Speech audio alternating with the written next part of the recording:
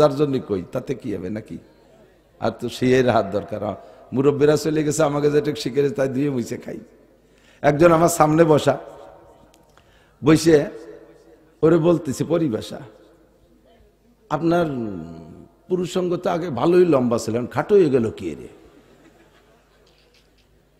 ও গুছাই গুছাই চাদর দিয়ে গিরে গিরে বসে বিস্কুট টিস্কুট খাইছি, চা পান খাইয়েটে খানিক পরে আমি আবার কি ব্যাপার, আপনার পুরুষ সঙ্গ তো আগে ভালোই লম্বা ছিলেন, খাটো হয়ে গেল কি রে? ও তো লজ্জাতে মাথা নিচে এসেছে, মনে হচ্ছে লুঙ্গি ছিড়ানি কি করে, মানে আবার ভালো রে গিরে গিরে বসে। দুই তিনবার বলার পর ভাই তুমি কি কও, কোন পাশতে দেহ, তুমি কি কত বড় বছর গেছে, কাপড় দিয়ে ডার পারো দেও। পুরুষ অঙ্গ কারে কয়? যে অঙ্গের দ্বারা নারী আর পুরুষের পার্থক্য ঘটায় তার নাম পুরুষ অঙ্গ না? তো এই দাড়ি কি মহিলাকে আছে? যদি কের করছে দুই একটা হয় তা তো ধরার বিষয় না। দাড়ি পুরুষের প্রতীক না, তাহলে এই দাড়ি কি পুরুষ অঙ্গ না? কথা কয় না। যে অঙ্গ দিয়ে নারীর থেকে পুরুষকে আলাদা করে ওর নাম তো পুরুষ অঙ্গ। তাহলে দাড়ি কি মহিলাকে আছে নাকি? দাড়ি পুরুষের না, তাহলে এই দাড়ি পুরুষ অঙ্গ কওয়া যাবে না? আমি তো আপনার দাড়ি তো আগে লম্বা ছিল, এখন ছোট দেখতেছি, তাই কোন পুরুষ অঙ্গ আগে লম্বা ছিল খাটো হলো কি?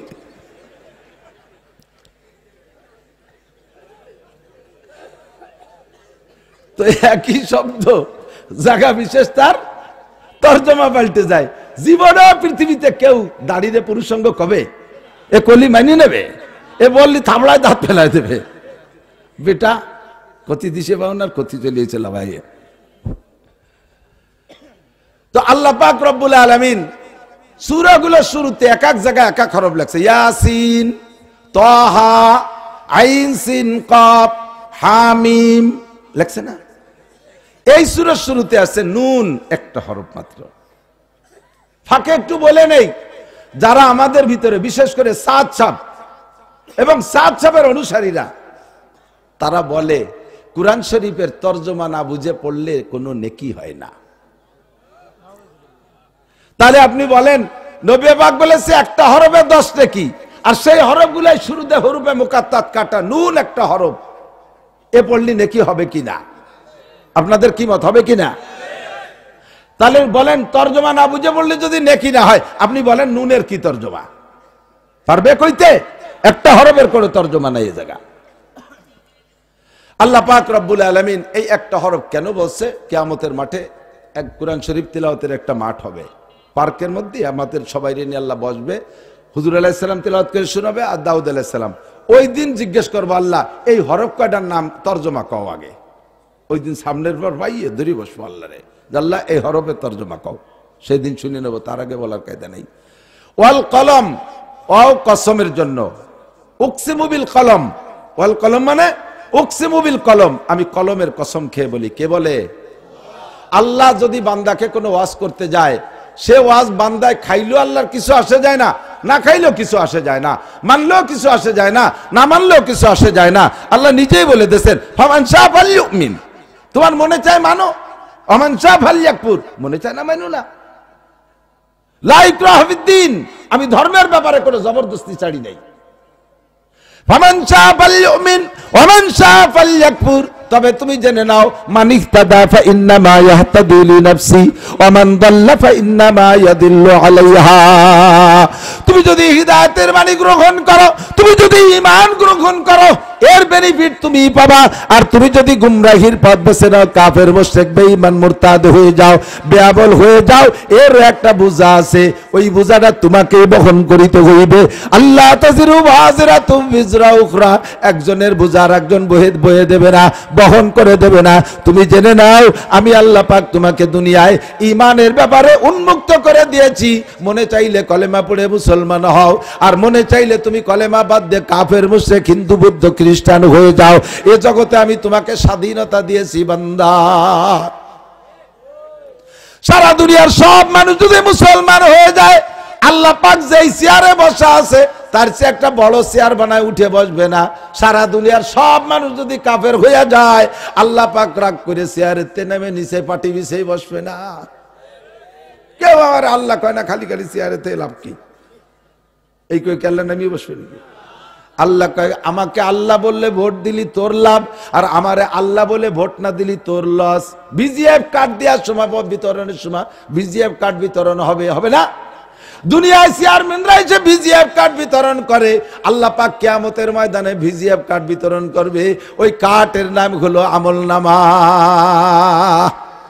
ফামান উতিয়া কিতাবাহু বিয়ামিনিহি, যেই ব্যক্তির হাতে, ডান হাতে আমলনামা দেয়া হবে, ফাসাউফা ইউহাসাবু হিসাবান ইয়াসীরা, কুরআনের ভাষায় বলে হিসাবান ইয়াসীরা।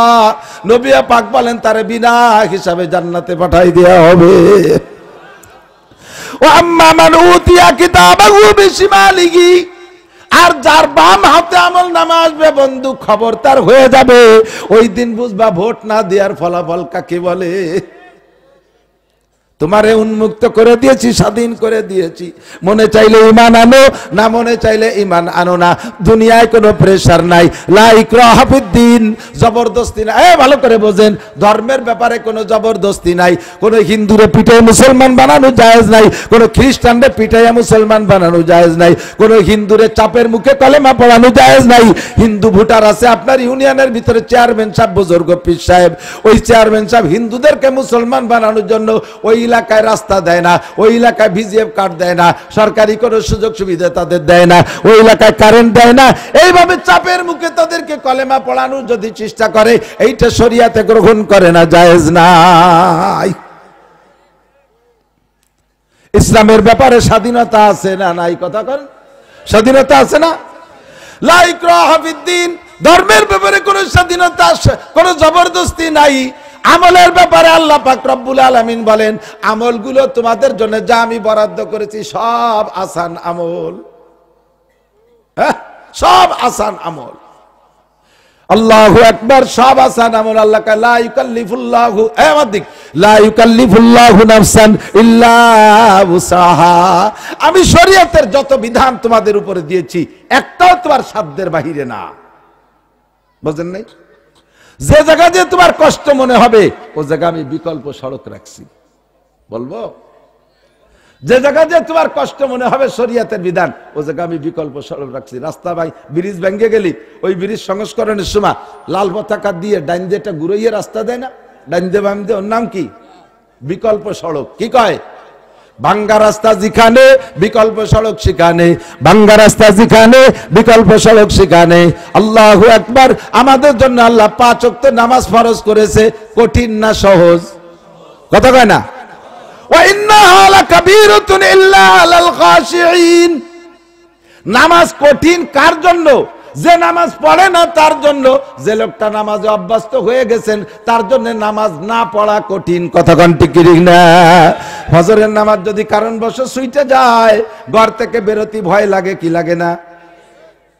কারণবশ যদি জোহরের নামাজ ছুটে যায়, বিকেল বেলা বাইরে যাইতে ভয় লাগে, মাঠে যাইতে সময় মনে হয় আজকে মাঠের মধ্যে কোনো বরকত পাবো না।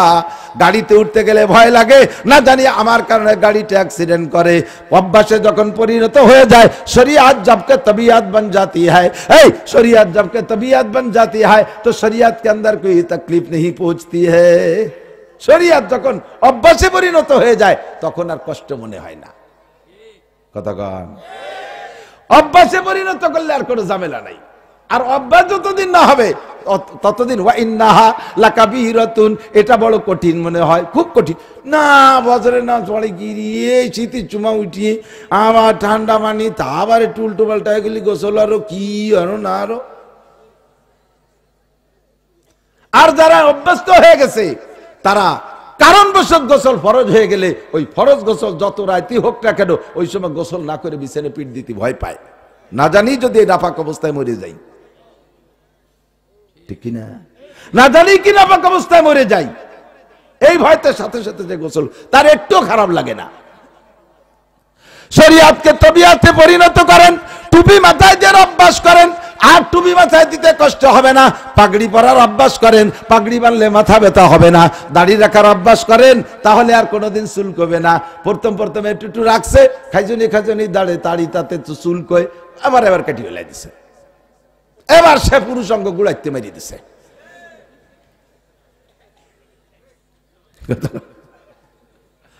আমার এক দাদা খুব রসিক, তো উনি আইছে ওইরকম দাড়ি ছোট, আগেকার দাদা কয়দিন আগে দিয়ে বড় দেখলাম, তাই ছোট হয়ে গেল কি রে? আরে বাড়ি সে রাত্রি দাড়ির জ্বালায় মুখ রে চড়াইয়ে ভেঙে ফেলে দিছে। দাড়ির জ্বালায় মুখ চড়ালেন, কয় দাড়ি সুই খেতা গায়ে দিই, দাড়ি একটা উঠিয়ে এসে খুসাই দিয়ে না হয় খুসা দেয়, মনে হয় যে মশা দেই চড়। এবার আর একটা এসে ঠেলাতে মনে হয় যে মশা দিই, রাতটা ভর গেছে মুখ চড়াই ভাঙছি, হ্যাঁ সকালে কেটে খাটে রেখেছি। হাজার হাজার মানুষ লম্বা দাড়ি, তারা রাত্রি মশার কামড় মনে রে মুখ চড়ায় না, তুমি চড়াও কে? আল্লাহু আকবার। মাগুরা গেছি মাহফিলে, পানি ভবন মাদ্রাসা মাহফিল। তো আমার আগে যে বক্তা বয়ান করতেছে ওই বক্তা দাড়ি ছোট ছোট, তো বক্তাদের সম্মানার্থে শ্রোতারা সামাসামি কিছু না বলে একজন একটা চিরকুট লিখে পাঠাইছে, হুজুর দাড়ি সম্পর্কে কিছু বলেন, দাড়ি সম্পর্কে কিছু বলেন। উনার নিজের দাড়ি যান ছোট, তাহলে যা বলবে ওই ছোটর পক্ষে বলতে হবে না, দলিল বর্ষা যা দেবে ছোটর পক্ষে দিতে। তো উনি বলতেছেন দাড়ি ভালো জিনিস, রাখা ভালো, পুরুষের জন্য শান হয়, দেখতে ভালো, তবে অনেক লম্বা না রাখা ভালো। কেন অনেক লম্বা না রাখা ভালো ব্যাখ্যা দিতে হবে। তো বলতে হুজুর কেন অনেক লম্বা না রাখা ভালো? বেশি লম্বা হলে একটা পয় পবিত্রের একটা ব্যাপার স্যাপার আছে, পেশাব করতে বসলে সিটে দাঁড়িতে লাগতে পারে, এই জন্য খাটো রাখা ভালো। কি বলেন সবাইকে? ঠিক। এই সময় হুজুর যা কয় সব ঠিক। আমি কি যে সর্বনাশ করছে, কি রুয়ে দিয়ে গেল একেবারে উনার ওয়াজের শেষ মশলা এই কইয়ে নেমে চলে যাবে ঢাকা। এরপরে আমি স্টেজ উঠে চিন্তা করলাম, তো গাড়িতে উঠে গেলি, ওর তো সাইজ করা যাবে না। ও ভিতরে থাকতে থাকতে বললাম, আপনারা যে দাড়ি খাটো দাড়িতে লম্বা দাড়িতে পেশাব লাগার বাড়িতে খাটো হওয়ার পক্ষে ঠিক করলেন, কি বুঝে শুনে ঠিক কইছেন? তো এইটা যদি ঠিক হয় তাহলে আর একটা ঠিক করেন, পেশাব করতে বসলে দাড়ি যত লম্বা হোক, সিটে দাড়িতে লাগার ভয়, পেশাব করতে বসলে শরীরের অন্য অঙ্গ এ দাড়ির চাইতেও পেশাবের বেশি নিকটে থাকে না? হ্যাঁ, পরনের কাপড়টা একেবারে নিকটে না? তাহলে যদি ওই বক্তা যদি দাড়িতে পেশাব লাগার বাচ্চা কাটে খাটো আরে, তো উনার প্রত্যেকবার পেশাব করতে হবে ন্যাংটা হইয়া, লুঙ্গিতে লাগার বইতে। আগেরটা ঠিক না পরেরটা ঠিক? পরেরটা ঠিক না, ল্যাংটা হইরে ছেড়ে দিছি। সুন্নতি পোশাকের অভ্যাস হয়ে গেলে আর সুন্নতি পোশাকে খারাপ লাগবে না। দস্তারখানের অভ্যাস হয়ে গেলে আর দস্তারখান বিছানুকে বিরক্ত মনে হবে না। মেসাকের অভ্যাস হয়ে গেলে আর মেসাকে কষ্ট মনে হবে না। কতক্ষণ না কেন? মসজিদে নামাজ পড়ার অভ্যাস হয়ে গেলে ঘরে নামাজ পড়লে তৃপ্তি পাবেন না। যারা রেগুলার মসজিদে নামাজ পড়েন সাক্ষী দেন বাবা, কারণ বছর যদি এক ওয়াক্ত মসজিদে যাইতে না পারেন, ঘরে একা একা নামাজ পড়েন, দেখবেন একা একা নামাজ পড়লে বেশিরভাগ ভুল হয়ে যায়। 4 রাকাত নামাজে তো গড়বড় বাঁধবেই। 3 রাকাতে শুরু হয় 3 না 5, 4 না 5, 5 না 2, 2 না 1, নাকি বললাম না নাকি এলাম। সে শুরু করে একটা মনে আছে, আগের দিকাতে কোন শুরু করছি এনে কি করবো, শেষে দেয় যে শেষ শুরু করে তুই নাচ এনে তাই কি করবো, নানান হজবরল শুরু হয়ে যায়। এই নামাজ সুন্নত মসজিদে পড়েন, দেখবেন 4 রাকাতে ভুল হয় না। আপনি বাড়ি পড়েন পিরাই কিন্তু ভুল হবে। মিথ্যে কথা কইছি? অ্যাক্সিডেন্ট তো আমারও হয় মাঝে মাঝে, যেদিন বাড়ি ভুল করমে পড়িয়ে ফেলাই এরকম হয়ে যায়। শরিয়াত কো তবিয়াত বানা লেনা, শরিয়াত যদি তবিয়াত হয়ে যায়, অভ্যাসে পরিণত হয়ে যায়। যেই মহিলা বোরকা পরার অভ্যাস আছে, ওই মহিলা খালি মাথায় বিনা বোরকায় বাইরে যাইতে পারবে। কথা বলেন পারবে? আল্লাহ, একই মহিলা এক একটার এক এক স্বভাব। আমি মক্তবে যখন পড়াইতাম, ছাত্র বয়সে মক্তবে পড়াইতাম, 200-250 টাকা বেতন পাইতাম, তাই দিয়ে 2-3 ভাই পড়তাম, এই জন্যই মক্তবে পড়াইছি, ইমামতি করছি। তো সেই সময় ওই মেয়েরা যারা আসতো পড়তে, একটু বড় হয়ে উঠলে তাদের বলতাম যে তোমরা বোরকা পরে এসো। তো মহিলাটা বলতেছে, হুজুর আমার ইমান আছে। হুজুর, একটা মেয়ে বলছে আমার ইমান আছে। তোমার কিরম ইমান আছে? কয় যে আগে একদিন মসজিদে জুমার দিন বয়ান করছে, আমাকে বাড়িতে ভাসে। আপনি বলছেন যে যার লজ্জা আছে তার ইমান আছে। আমার লজ্জা আছে, এই জন্য আমার ইমান আছে। আর ইমান থাকলে তোর বোরকা লাগে না। আমাকে তোমার কিরম লজ্জা আছে? কয় হুজুর আমার বোরকা পরতে লজ্জা করে। আর লজ্জা থাকলে ইমান আছে, আর ইমান থাকলে বোরকা লাগে না। শয়তান কোথাকার! শয়তানকে আমি তো খালি শয়তান, ওটা সাড়ে শয়তান। মহিলা যদি বোরকার অভ্যাস হয়ে যায় আর বিনা বোরকায় বাইরে যাইতে পারে না, মহিলা যদি নামাজের অভ্যাস হয়ে যায় আজান হইলে কোনো কামের মধ্যে আর হাত লাগায় রাখতে পারে না, সব কাম কাজ হইলা নামাজে যাইতে বাধ্য হয়। কথা কোন ঠিক কি ঠিক না? আল্লাহু আকবার বলতে যে সরে যাইতেছি জেহেন মুনতাসির বলি নিচে আগে হাজরে আলী বাহা এলোমেলো যেটা আসে সেটি কব। রাজি আছেন তো ইনশাআল্লাহ? যে যে জায়গার সমস্যা ওইগুলোই এসে যাবে ইনশাআল্লাহ, সবই আমার কার্য জরুরি। নুন ওয়াল কলামি ওয়া ইয়াসতুরুন, আমি আপনি যদি হিদায়াতের বাণী গ্রহণ না করি আল্লাহর কিছু আসে যায় না। কাজেই কোরআন শরীফের যত মাসালা আছে এগুলো বলতে গিয়ে আল্লাহর কসম খাওয়ার কোনো দরকার নাই, কসমের কোনো দরকার নাই। কসম তো সমাজে ওই লোকটাই খায় যেই লোকটা নিজের স্বার্থ উদ্ধার করতে যাইয়া বাধাগ্রস্ত হয়। স্বার্থ উদ্ধার করতে গেছে, তারা বিশ্বাস করেন আমারে 10,000 টাকা দেন, কয় না তোরে টাকা দেবো না, তুই সিটার বাটপার। কয় আল্লাহর কসম শুক্রবারে দেবো। এই 10,000 টাকা নেওয়ার জন্য সে কসম খায়, নিজের বিশ্বস্ততা তৈরি করে। আমার আল্লাহ তো সিটার বাটপার না, আমার আল্লাহ ধোঁকাবাজ না। আল্লাহ আমার রব্বুল আলামিন, আমার আল্লাহ পাকের কথা কেউ খাইলেও ভালো না খাইলেও ভালো। আল্লাহ কেন কসম খায়? আল্লাহ কয় তোমাদের মতো সিটার বাটপাররা আমার কথা বিশ্বাস করো না, সেই জন্য আমি কসম খাই। আমি সিটার বাটপার সেজন্য কসম খাই না, তোমরা ধোঁকাবাজ কথা খাও না, এই জন্য তোমাদের সামনে কসম খেয়ে বলি। কসম খাইলেন কিসের কসম? আল্লাহর সৃষ্টি জগতের ভিতরে যত শ্রেষ্ঠ জিনিস আছে তার মধ্যে একটা হলো কলম। 5টা জিনিস বানাইছে আল্লাহ নিজ হাত দিয়ে। 1 নম্বরে আরশ, আল্লাহর আরশ আল্লাহ হাত দিয়ে বানাইছে। 2 নম্বরে কলম বানাইছে হাত দিয়া। 3 নম্বরে জান্নাতে আদন, 8টা জান্নাতের মধ্যে জান্নাতে আদন বানাইছে আল্লাহ হাত দিয়া। 4 নম্বরে মুসা আলাইহিস সালামের তৌরাত লিখেছে আল্লাহ হাত দিয়া। 5 নম্বরে গোটা মানব জাতির মাথা বানাইছে আল্লাহ হাত দিয়া। একটু কান্না সুবহানাল্লাহ। এই 5টার প্রতি আল্লাহর দরদ বেশি, তাই আল্লাহ কলমের কসম কে বলে ওয়াল কলম। এ বান্দা ভালো করে শুনে নে, আমি কলমের কসম খেয়ে বললাম অল কলম। কি কয়? এই কসমের পরে বলে নুন ওয়াল কলামি ওয়া মা ইয়াসতুরুন। নবী পাককে সান্তনা দিচ্ছে, মা আনতা বিনিমাতি রাব্বিকা বিমাজনুন। হে নবী, আপনারে মক্কার আরবের কাফেররা পাগল কয়, আপনারে পাগল কয়, আপনি নাকি পাগল।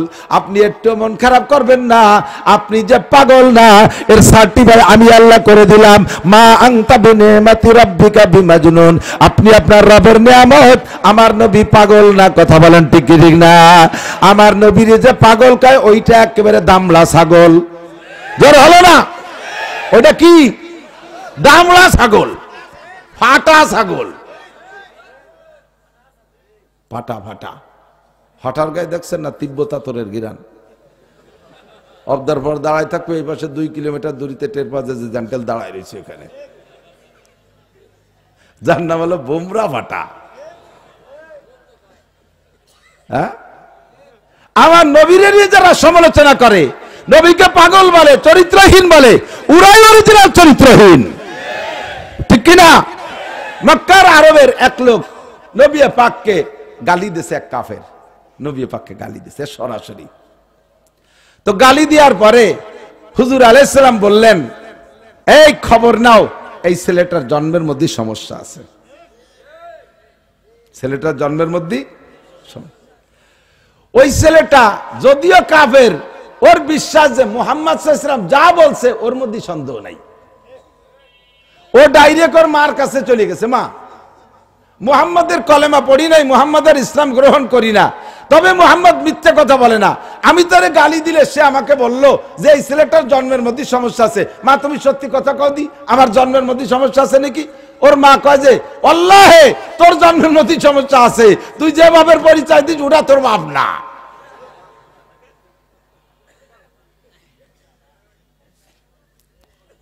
সাবধান থাকবা যুবক, দলের বলে, ক্ষমতার বলে, আরে অন্য কোন বলে, তুমি যাই কিছু করো না কেন উলামায়ে কেরামরা গালি দিও না, এটা এরা ওয়ারাসাতুল আম্বিয়া। যা করো মারামারি দাঙ্গা হাঙ্গামা করো, নিজেরা করো, মৌলবীকে গায়ে হাত দিও না।